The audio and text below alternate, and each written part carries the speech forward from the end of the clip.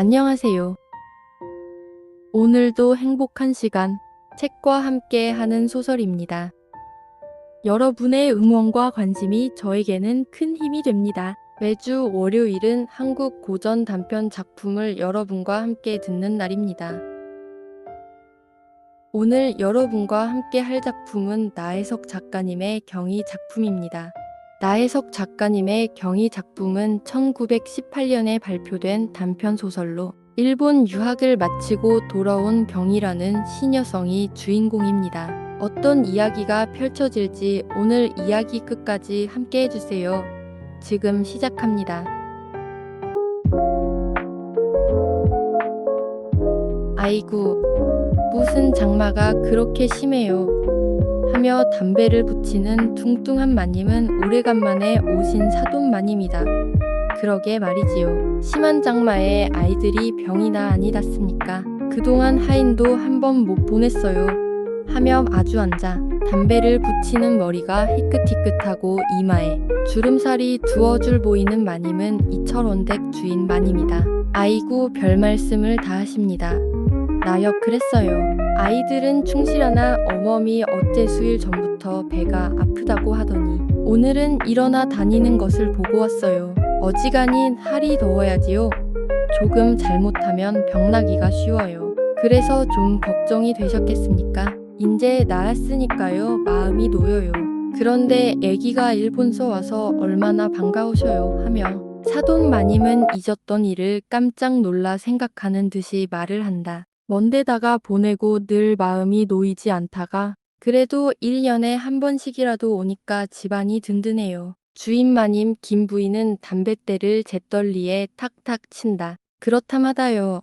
아들이라도 마음이 아니 놓일 텐데 처녀를 그러한 먼데다 보내시고 그렇지 않겠습니까? 그런데 몸이나 충실했었는지요. 네, 별병은 아니 났나 보아요. 제 말은 아무 고생도 아니 된다 하나 어미 걱정시킬까 보아 하는 말이지. 그 좀 줄이고 고생이 되었겠어요. 그래서 얼굴이 거칠해요. 하며 뒷곁을 향하여 아가, 아가, 서문한 사돈마님이 더 보러 오셨다 한다. 네. 하고 대답하는 경희는 지금 시원한 뒷마루에서 오래간만에 만난 오라버니 댁과 앉아서 오라버니 댁은 버선을 깁고 경희는 앉은 재봉틀에 자기 오라버니 양복 속적삼을 하며 일본서 지낼 때에 어느 날 어디를 가다가 하마터라면 전차에 치일 뻔하였더란 말. 그래서 지금이라도 생각만 하면 몸이 아슬아슬하다는 말이며 겨울이 오면 도무지 다리를 펴고 자본 적이 없고 그래서 아침에 일어나면 다리가 꼿꼿했다는 말. 일본에는 하루 걸러 비가 오는데 한 번은 비가 심하게 퍼붓고 학교 상학 시간은 늦어서 그 굽 높은 나막신을 신고 부지런히 가다가 넘어져서 다리에 가죽이 벗겨지고 우산이 모두 찢어지고 옷에 흙이 묻어 어찌 부끄러웠었는지 몰랐었더란 말. 학교에서 공부하던 이야기, 길에 다니며 보던 이야기 끝에 마침 어느 때 활동사진에서 보았던 어느 아이가 아버지가 장난을 못하게 하니까 아버지를 팔아버리려고 광고를 써서 제 집 문 밖 큰 나무에다가 붙였더니 그때 마침 그 아이만한 6, 7세 된 남매가 부모를 잃어버리고 방황하다가 꼭 2푼 남은 돈을 꺼내 들고 이 광고대로 아버지를 사려고 문을 두드리던 양을 반쯤 이야기하는 중이었다. 오라버니 댁은 어느덧 바느질을 무릎 위에다가 놓고 하하, 허허 하며 재미스럽게 듣고 앉았던 때라. 그래서 어떻게 되었소? 묻다가 눈살을 찌푸리며 얼른 다녀 오 간절히 청을 한다. 옆에 앉아서 빨래에 풀을 먹이며 열심히 듣고 앉았던 시월이도 혀를 툭툭 친다. 아무렴 내 얼른 다녀오리다. 경희는 이렇게 대답을 하고 제 이야기에 재미있어서 하는 것이 기뻐서 웃으며 안마루로 간다. 경희는 사돈 마님 앞에 절을 겸손히 하며 인사를 여쭈었다. 1년 동안이나 잊어버렸던 절을 일전에 집에 도착할 때에 아버지 어머니에게 하였다. 함으로 이번에 한 절은 익숙하였다. 경희는 속으로 일본서 알마다 새로 가로뛰며 장난하던 생각을 하고 지금은 이렇게 얌전하다 하며 웃었다. 아이고 그 좋던 얼굴이 어쩌면 저렇게 못되었니. 오죽 고생이 되었을라고. 사돈마님은 자비스러운 음성으로 말을 한다. 일부러 경희의 손목을 잡아 만졌다. 똑 시집살이한 손 같구나. 여학생들 손은 비단결 같다는데 내 손은 왜 이러냐. 살성이 곱지 못해서 그래요. 경희는 고개를 지그린다. 제 손으로 빨래에 입고 밥까지 해먹었다니까 그렇지요. 경희의 어머니는 담배를 다시 붙이며 말을 한다. 저런, 그러면 집에서도 아니하던 것을 객지에 가서 하는구나. 내 일본 학교 규칙은 그러냐. 사돈마님은 깜짝 놀랐다. 경희는 아무 말 아니한다. 무얼요? 제가 제 고생을 사느라고 그러지요. 그것 누가 시키면 하겠습니까? 학비도 넉넉히 보내주지만은 그 애는 별나게 바쁜 것이 재미라고 한답니다. 김 부인은 아무 뜻 없이 어제 저녁에 자리 속에서 딸에게 들은 이야기를 한다. 그건 왜 그리 고생을 하니? 사돈마님은 경희의 이마 위에 너펄너펄 내려온 머리카락을 두 귀 밑에다 끼워주며 적삼 위로 등에 살도 만져보고 얼굴도 쓰다듬어준다. 일본에는 겨울에도 불도 아니 때인대지. 그리고 반찬은 감질이 나도록 조금 준대지. 그것 어찌 사니? 네. 불은 아니 때나 견디어 나면 관계치 않아요. 반찬도 꼭 먹을 만치 주지 모자르거나 그렇지는 아니에요. 그러자니 모두가 고생이지. 그런데 내 형은 그동안 병이 나서 너를 못 보러 왔다. 아마 오늘 저녁 곡은 올 터이지. 네. 좀 보내주세요. 벌써부터 어찌 보고 싶었는지 몰라요. 그렇지. 너 왔다는 말을 듣고 나도 보고 싶어 하였는데 형제끼리 그렇지 않으랴. 이마님은 원래 시집을 멀리 와서 부모 형제를 몹시 그리워 본 경험이 있는 터라. 이 말에는 깊은 동정이 나타난다. 거기를 또 가니? 인제고만 곱게 입고 앉았다가 부잣집으로 시집가서 아들 딸 낳고 재미들합게 살지 그렇게 고생할 것 무엇 있니? 아직 알지 못하여 그렇게 하지 못하는 것을 일러주는 것 같이 경희에 대하여 말을 하다가 마주 앉은 경희 어머니에게 눈을 향하여 그렇지 않소. 내 말이 옳지요. 하는 것 같았다. 네. 하던 공부 마칠 때까지 가야지요. 그것은 그리 많이 해 무엇하니. 사내니 고을을 간단 말이냐? 군주사라도 한단 말이냐? 지금 세상에 사내도 배워가지고 쓸데가 없어서 쩔쩔매는데 이마님은 여간 걱정스러워 아니한다. 그리고 대관절 계집애를 일본까지 보내 이 공부를 시키는 사돈 영감과 마님이며 또 그렇게 배우면 대체 무엇하자는 것인지를 몰라. 답답해한 적은 오래 전부터 있으나 다른 집과 달라 사돈집이라 속으로는 늘 저 계집애를 누가 데려가나 욕을 하면서도 할 수 있는 대로는 모른 체하여 왔다가 오늘 우연한 좋은 기회에 걱정해 오던 것을 말한 것이다. 경희는 이마님 입에서 어서 시집을 가거라. 공부는 해서 무엇하니? 꼭 이 말이 나올 줄 알았다. 속으로 옳지, 그럴 줄 알았지 하였다. 그리고 어제 오셨던 이모님 입에서 나오던 말이며 경희를 보실 때마다 걱정하시는 큰어머니 말씀과 모두 일치되는 것을 알았다. 또 작년 여름에 듣던 말을 금년 여름에도 듣게 되었다. 경희의 입술은 간질간질하였다. 먹고 입고만 하는 것이 사람이 아니라 배우고 알아야 사람이에요. 당신 댁처럼 영감 아들 간에 첩이 넷이나 있는 것도 배우지 못한 까닭이고 그것으로 속을 썩이는 당신도 알지 못한 죄예요. 그러니까 여편네가 시집가서 씨앗을 보지 않도록 하는 것도 가르쳐야 하고 여편네 두고 첩을 얻지 못하게 하는 것도 가르쳐야만 합니다. 하고 싶었었다. 이외에 여러 가지 예를 들어 설명도 하고 싶었었다. 그러나 이마님 입에서는 반드시 오늘 아침에 다녀가신 할머니의 말씀과 같은 옛날에는 여편네가 배우지 않아도 수부단함하고 잘만 살아왔다. 여편네는 동서남북도 몰라야 복이 많단다. 공부한 여학생들도 보리방아만 지게 되더라. 사내가 첩 하나도 둘 줄 모르면 그것이 사내냐. 하던 말씀과 같이 꼭 이마님도 할 줄 알았다. 경희는 최귀의 경을 익지하고 제 입만 아프고 저만 오늘 저녁에 또 이 생각으로 잠을 못 자게 될 것을 생각하였다. 또 말만 시작하게 되면 답답하여서 속이 불과 같이 탈 것. 자연 오랫동안 되면 뒷마루에서는 기다릴 것을 생각하여 차라리 1절 입을 다물었다. 더구나 이 마님은 입이 걸어서 한 말을 들으면 10말쯤 거짓말을 보태어 여학생의 말이라면 어떻든지 흉만 보고 욕만 하기로는 수단이 용한 줄을 알았다. 그래서 이반님 귀에는 좀처럼 한 변명이라든지 설명도 조금도 고지가 들리지 않을 줄도 짐작하였다. 그리고 어느 때 경희의 형님이 경희더러 예, 우리 시어머니 앞에서는 아무 말도 하지 마라. 더구나 시집 이야기는 1절 말하라. 여학생들은 예사로 시집 말들을 하더라. 아이고 망측한 세상도 많아라. 우리 자란할 때는 어디서 처녀가 시집을 해보아 하신다. 그뿐 아니라 여러 여학생 험담을 어디 가서 그렇게 듣고만 오시는지 듣고 오시면 뚝 나 들으라고 빗대놓고 하시는 말씀이 정말 내 동생이 학생이어서 그런지 도무지 듣기 싫더라. 일본 가면 계집애 버리느니 별별 못 들을 말씀을 다 하신단다. 그러니 아무쪼록 말을 조심해라. 한 부탁을 받은 것도 있다. 경희는 또 이반님 입에서 무슨 말이 나올까 보아 마음이 조릿조릿하였다. 그래서 다른 말이 시작되기 전에 뒷마루로 달아나려고 궁둥이가 들썩들썩하였다. 이따가 급히 입을 오라범 속적삼을 하던 것이 있어서 가보아야겠습니다.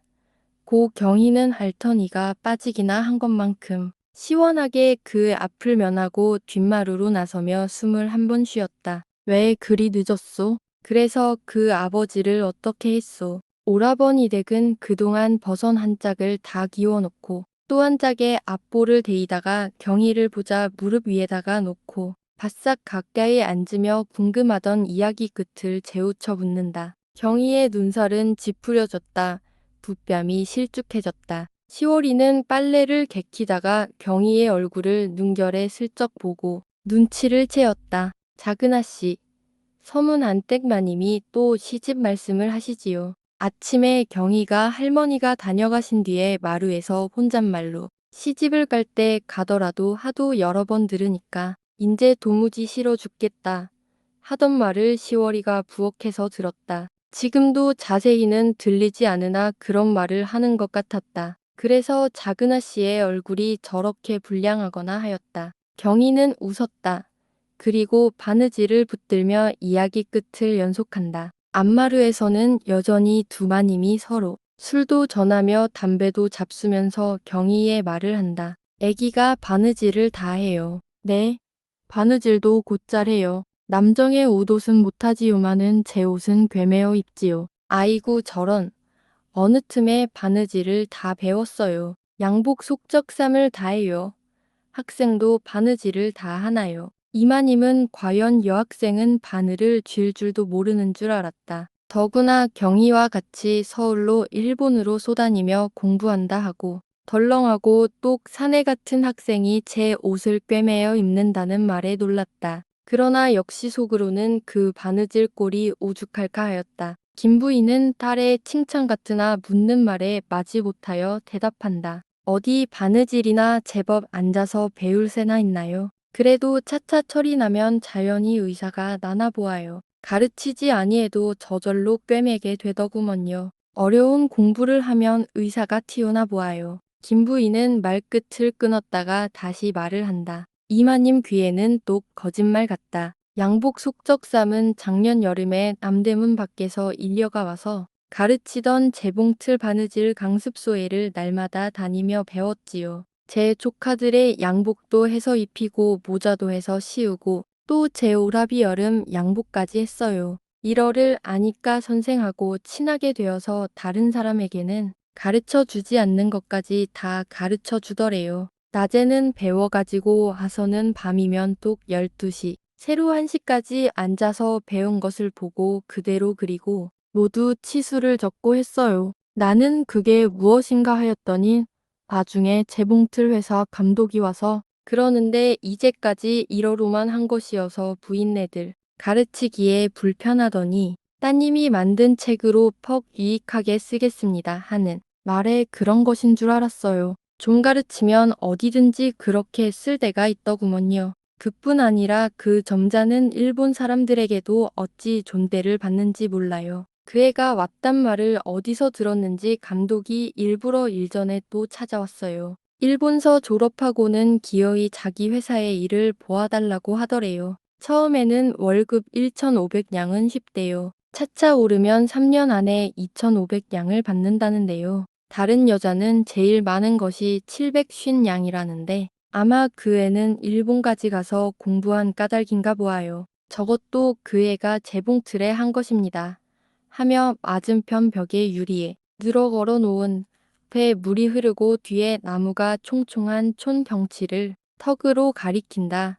경희의 어머니는 결코 여기까지 딸의 말을 하려고 한 것이 아니었다. 한 것이 자연 월급 말까지 하게 된 것은 부지 중에 여기까지 말하였다. 김 부인은 다른 부인네들보다 더구나 이 사돈 마님보다는 훨씬 계명을 한 부인이다. 근본 성품도 결코 남의 흉을 보는 부인은 아니었고 혹 부인네들이 모여 여학생들의 못된 점을 꺼내어 흉을 보든지 하면 그렇지 않다고까지 반대를 한 적도 많으니 이것은 대개 자기 딸 경희를 몹시 기특히 아는 가달그로 여학생은 바느질을 못한다든가 빨래를 아니한다든가 살림살이를 할 줄 모른다든가 하는 말이 모두 일부러 흉을 만들어 말았거니 했다. 그러나 공부해서 무엇하는지 왜 경희가 일본까지 가서 공부를 하는지 졸업을 하면 무엇에 쓰는지는 역시 김 부인도 다른 부인과 같이 몰랐다. 꼭 여러 부인이 모여서 따님은 그렇게 공부를 시켜서 무엇하나요? 질문을 하면 누가 아나요? 이 세상에는 계집애라도 배워야 한다니까요. 이렇게 자기 아들에게 늘 들어오던 말로 어물어물 대답을 할 뿐이었다. 김 부인은 과연 알았다. 공부를 많이 할수록 존대를 받고 월급도 많이 받는 것을 알았다. 그렇게 번질한 양복을 입고 금시갯줄을 느린 점잖은 감독이 조그마한 여자를 일부러 찾아와서 저를 수 없이 하는 것이라든지 종일 한 달 30일을 악을 쓰고 속을 태우는 보통학교 교사는 많아야 620냥이고 보통 500냥인데 천천히 놀면서 1년에 병풍 2짝만이라도 잘만 놓아주시면 월급을 꼭 40원씩은 드리지요.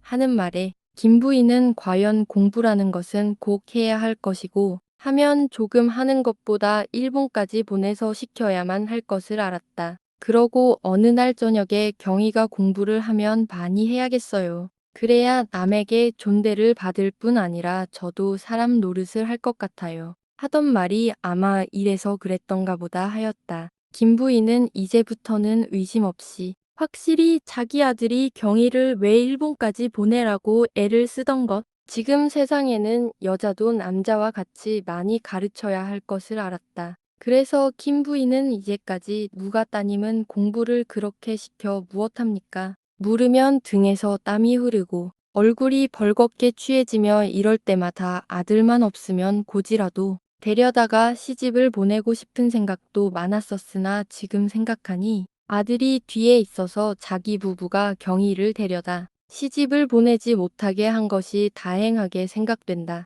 그러고 지금부터는 누가 묻든지 간에 여자도 공부를 시켜야 의사가 나서 가르치지 아니한 바느질도 할 줄 알고 일본 가지 보내어 공부를 많이 시켜야 존대를 받을 것을 분명히 설명까지라도 할 것 같다. 그래서 오늘도 사돈 마님 앞에서 부지중 여기까지 말을 하는 김 부인의 태도는 조금도 주저하는 빛도 없고 그 얼굴에는 기쁨이 가득하고 그 눈에는 나는 이러한 영광을 누리고 이러한 재미를 본다 하는 표정이 가득하다. 사돈 마님은 반신반의로 어떻든 그까지 들었다. 처음에는 물론 거짓말로 들을 뿐만 아니라 속으로 너는 아마 큰 계집애를 버려놓고 인제 시집 보낼 것이 걱정이니까 저렇게 없는 칭찬을 하나 보구나 하며 이야기하는 김 부인의 눈이며 입을 노려보고 앉았다. 그러나 이야기가 점점 길어 갈수록 그럴듯하다. 더구나 감독이 왔더란 말이며 존대를 하더란 것이며 사내도 여간한 군주사쯤은 바랄 수도 없는 월급을 2천냥까지 주겠더란 말을 들을 때는 설마 저렇게까지 거짓말을 할까 하는 생각이 난다. 사돈 마님은 아직도 참말로는 알고 싶지 않으나 어쩐지 김 부인의 말이 거짓말 같지는 아니하다. 또 벽에 걸린 수도 확실히 자기 눈으로 볼 뿐 아니라 쉴 새 없이 바퀴 구르는 재봉틀 소리가 당장 자기 귀에 들린다. 마님 마음은 도무지 이상하다. 무슨 큰 실패나 한 것도 같다. 양심은 스스로 자복하였다. 내가 여학생을 잘못 알아왔다. 정말 이 집 달과 같이 계집애도 공부를 시켜야겠다. 어서 우리 집에 가서 내외시키던 손녀딸들을 내일부터 학교에 보내야겠다. 꼭꼭 결심을 했다. 눈앞이 아물아물해오고 귀가 찡한다. 아무 말 없이 눈만 검뻑검뻑하고 앉았다. 뒷곁으로 불어 들어오는 시원한 바람 중에는 젊은 웃음소리가 사접시를 깨뜨릴 만치 재미스럽게 쌓여 들어온다. 이 더운데 작은 아씨, 무얼 그렇게 하십니까? 마루 끝에 떡 함지를 힘없이 놓으며 땀을 씻는다. 얼굴은 억죽억죽 얽고 머리는 평양머리를 해서 엉고 알록달록한 면주 수건을 아무렇게나 쓴 나이가 한 40가량 된 떡장사는 을에 하루에 한 번씩 이 집을 들른다. 심심하니까 장난 좀 하오. 경희는 앞치마를 치고 마루 끝에 서서 서투른 칼질로 팔을 썬다. 어느 틈에 김치 담그는 것을 다 배우셨어요. 날마다 다니며 보아야 작은 아씨는 도무지 노시는 것을 못 보았습니다. 책을 보시지 않으면 글씨를 쓰시고 바느질을 아니하시면 저렇게 김치를 담그시고 여편네가 여편네 할 일을 하는 것이 무엇이 그리 신통할 것 있소. 작은 아씨 같은 이나 그렇지 어느 여학생이 그렇게 마음을 먹는 이가 있나요? 떡장수는 무릎을 치며 경희의 앞으로 바싹 앉는다. 경희는 빙긋이 웃는다. 그건 덕장수가 잘못한 것이지. 여학생은 사람 아니요? 여학생도 옷을 입어야 살고 음식을 먹어야 살 것 아니요. 아이구, 그러게 말이지요. 누가 아니래요. 그러나 작은 아씨같이 그렇게 아는 여학생이 어디 있어요. 칭찬 많이 받았으니 떡이나 한 스문 양어치 살까. 아이고 어멈을 저렇게 아시네. 떡 팔아먹으려고. 그런 것은 아니에요. 변덕이 뒤룩뒤룩한 두 뺨에 살이 축 처진다. 그리고 너는 나를 잘못 아는구나 하는 원망으로 두둑한 입술이 삐죽한다. 경희는 곁눈으로 보았다. 그 마음을 짐작하였다. 아니요. 부러 그랬지. 칭찬을 받으니까 좋아서? 아니에요. 칭찬이 아니라 정말이에요. 다시 정다이 바싹 앉으며 허허 너털 웃음을 한판 내쉰다. 정말 몇 해를 두고 날마다 다니며 보아야 작은 아씨처럼 낮잠 한 번도 주무시지 않고 꼭 무엇을 하시는 아씨는 처음 보았어요. 떡장수 오기 전에 자고 떡장수가 가면 또 자는 걸 보지를 못하였지. 또 저렇게 우스운 말씀을 하시네. 떡장수가 아무 때나 아침에도 다녀가고 낮에도 다녀가고 저녁 때도 다녀가지 학교에 다니는 학생같이 시간을 맞춰서 다니나요? 응, 그렇지 않소. 하며 툇마루에서 맷돌에 풀 갈고 있는 시월이를 본다. 시월이는 그래요. 어디가 아프시기 전에는 한 번도 낮잠 주무시는 일 없어요. 여보, 떡장수 떡이 다 쉬면 어찌하려고 이렇게 한가히 앉아서 이야기를 하오. 아니 광개치 않아요. 떡장수의 말소리는 아무 힘이 없다. 떡장수는 이 작은 아씨가 그래서 어째소 하며 받아만 주면 이야기할 것이 많았다. 저의 집 떡방아 찌턴 일꾼에게서 들은 요새 신문에 어느 여학생이 학교 간다고 나가서는 며칠 안이 들어오는 고로 수색을 해보니까 어느 사내에게 꾀임을 받아서 첩이 되었더란 말이며 어느 집에는 며느리로 여학생을 얻어왔더니 버선 깁는데 올도 찾을 줄 몰라 빗두로 되었더란 말. 밥을 하였는데 반은 태웠더란 말.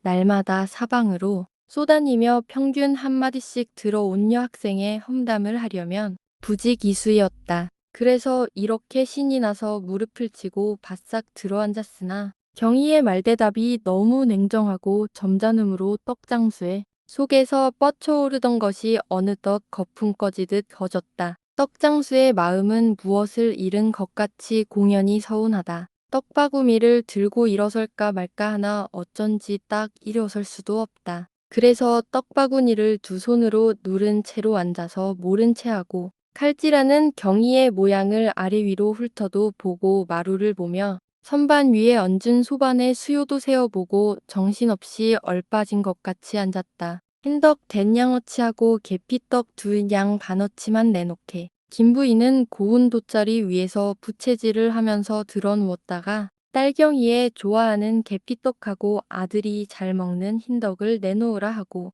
주머니에서 돈을 꺼낸다. 떡장수는 멀거니 앉았다가 깜짝 놀라 내놓으라는 덕수요를 되풀이해 세어서 내놓고는 뒤도 돌아보지를 않고 떡바구니를 이고 나가다가 다시 이 댁을 오지 못하면 덕을 못 팔게 될 생각을 하고 작은 아씨 내일 또 와요. 허허허 하며 대문을 나서서는 큰 숨을 쉬었다. 생산팔 두루마기 고름을 달고 앉았던 경희의 오라버니 댁이며 경이며 시월이며 서로 얼굴들을 치어다보며 말없이 싱긋싱긋 웃는다. 경희는 속으로 기뻐한다. 무엇을 얻은 것 같다. 떡장수가 다시는 남의 흉을 보지 아니하리라 생각할 때에 큰 교육을 한 것도 같다. 경희는 칼자루를 들고 앉아서 무슨 생각을 곰곰이 한다. 참 애기는 못할 것이 없다. 얼굴에 수색이 가득하여 시름없이 두 손가락을 마주잡고 앉았다가 간단히 이와를 하고는 다시 입을 꾹 다물며 한숨을 산이 꺼지도록 쉬는 한 여인에게는 아무도 모르는 큰 걱정과 서름이 있는 것 같다. 이 여인은 근 20년 동안이나 이 집과 친하게 다니는 여인이라 경희의 형제들은 아주머니라 하고 이 여인은 경희의 형제를 자기의 친족아들같이 귀해한다. 그래서 심심하여도 이 집으로 오고 속이 상할 때에도 이 집으로 와서 웃고 간다. 그런데 이 여인의 얼굴은 항상 구름이 끼이고 좋은 일을 보든지 즐거운 일을 당하든지 끝에는 반드시 휘 한숨을 쉬는 사이고 쌓인 서름의 원인을 알고 보면 누구라도 동정을 아니할 수 없다. 이 여인은 소년 과부란 남편을 잃은 후로 애절복통을 하다가 다만 재미를 붙이고 악을 삼는 것은 천행만행으로 얻은 유복자 수남이 있음이라 하루 지나면 수나미도 조금 크고 한 해 지나면 수나미가 한 살이 는다. 겨울이면 추울까 여름이면 더울까 밤에 자다가도 고니 자는 수남의 투덕투덕한 볼기짝을 몇 번씩 투덕투덕하던 세상에 둘도 없는 귀한 아들은 어느덧 나이 16세 이르러 사방에서 혼이 나자는 말이 끊일 새 없었다. 수남의 어머니는 새로이 며느리를 얻어 혼자 재미를 볼 것이며 남편도 없이 혼자 태백받을 생각을 하다가 자리 속에서 눈물도 많이 흘렸다. 그러나 해겨 이렇게 눈물을 흘려 귀중한 아들에게 사위스러울까 보아 할 수 있는 대로는 슬픔을 기쁨으로 돌려 생각하고 눈물을 웃음으로 이루려 하였다. 그래서 알들살들이 돈이며 폐물 등속을 며느리 얻으면 주려고 모았다. 유일무이의 아들을 장가들이는 데는 거리는 것도 많고 보는 것도 많았다. 그래 며느리 선을 시어머니가 보면 아들이 가난하게 산다고 하는 고로 수남이 어머니는 일체 중매에게 맡기고 궁합이 맞는 것으로만 혼인을 정하였다. 새 며느리를 얻고 아들과 며느리 사이에 옷 같은 손녀며 금 같은 손자를 보아 집안이 떠들썩하고 재미가 퍼부을 것을 날마다 상상하며 기다리던 며느리는 과연 오늘의 이 한숨을 쉬게 하는 원수이다. 17에 시집온 후로 8년이 되도록 시어머니 저고리 하나도 꿰매어서 정다이 들여보지 못한 철천지안을 시어머니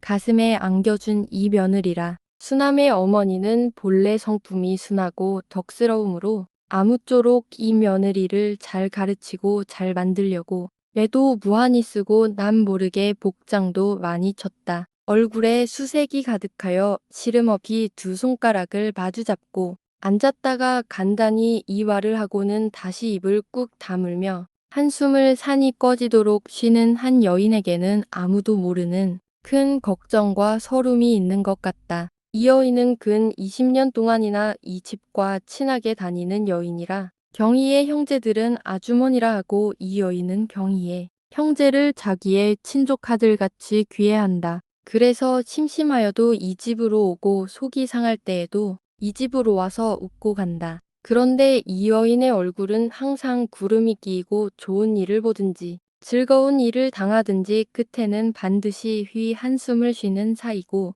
쌓인 서름의 원인을 알고 보면 누구라도 동정을 아니할 수 없다. 오늘 이야기 속의 주인공 경희는 이제 단순한 지식인이 아닙니다. 그녀는 여편네가 여편네 할 일을 하는 것이 무엇이 그리 신통할 것 있어 라고 말하며 공부와 살림, 지식과 실천을 분리하지 않는 새로운 여성상을 제시합니다. 오늘 이야기는 여기까지입니다. 끝까지 함께 해주셔서 감사드립니다.